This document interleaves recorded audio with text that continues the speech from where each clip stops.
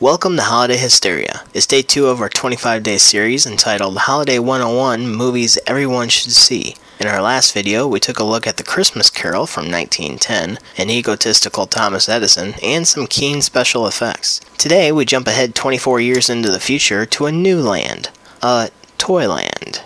Babes in Toyland is an opera composed by Victor Herbert. The original production opened at the Chicago Grand Opera House in 1903, and soon afterwards became a nationwide tour of the production. Herbert came up with the idea after seeing the tremendous success that The Wizard of Oz had, that began in New York several months earlier. The original 1903 version takes place following the story of two orphans named Alan and Jane, thus the original meaning of babes in Toyland, who try to stop their Uncle Barnaby from stealing their inheritance.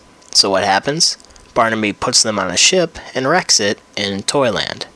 Since then, films, plays, and cartoons have been made of the story multiple times, but perhaps the best version is the 1934 movie starring comedians Laurel and Hardy. This movie was also released under an alternative title in the 50s called March of the Wooden Soldiers, and quite bluntly, the reason for this was because producers were attempting to trick moviegoers into thinking that they were seeing a different movie. In any case, I find this film still holds its comic value, so let's jump into the story.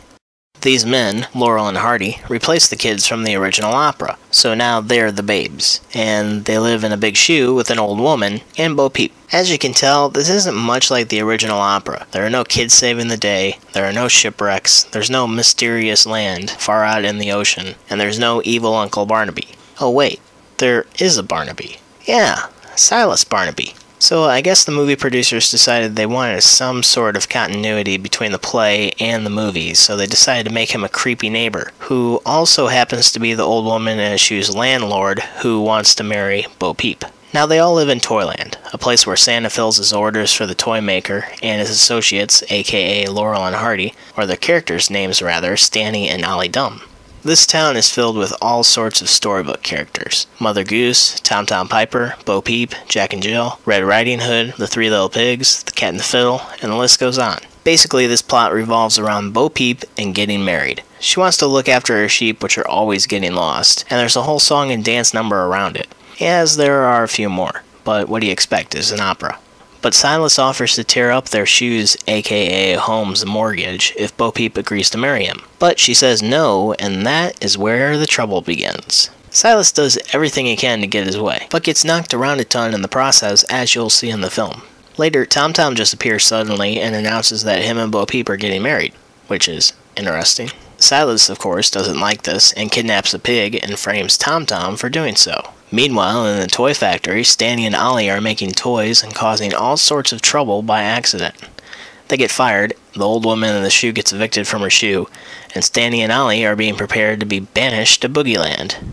Yeah, Boogie Land.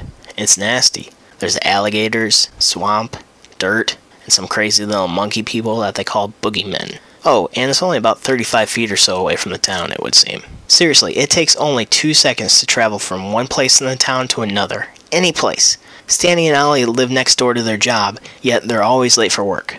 Their landlord lives 2 feet away from them, yet they have to quote-unquote sneak over as not to be seen so they can steal the mortgage to the old woman's shoe out of the house so Bo Peep can get married to Tom Tom without Silas finding out that Ollie's hiding in a Christmas present that's being given to him in the middle of July. Wow. Anyhow, the film leads up to an exciting climax, and it's one that will still be enjoyed for years to come. I personally, before this review, had never seen this version, and have to admit, it's the best of them all. The film has since been colorized, so if that's your cup of tea, go with it. But for me, the original cut is the only way to go.